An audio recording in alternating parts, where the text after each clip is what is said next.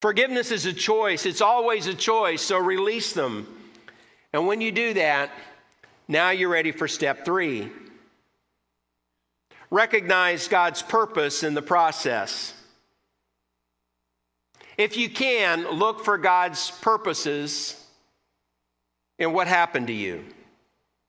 This has to be number 3. Like I said, we have to take these in order because we're not ready for this if we haven't been forgiven and if we haven't released the other person. We can't begin to look at these things redemptively in any sort of way.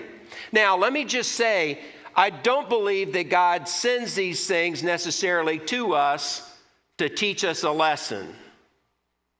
I don't really believe that that's true. Jesus said that Satan is the prince of this world and that, according to John 10:10, he comes to kill, steal, and destroy.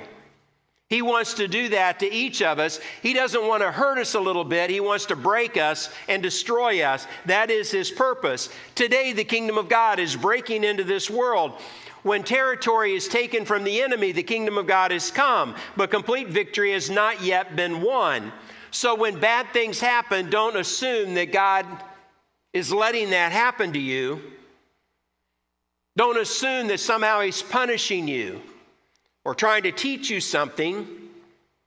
But all of that being said, the truth is that God works in all of these things. He can bring something good out of even the most horrible things that happen in our lives.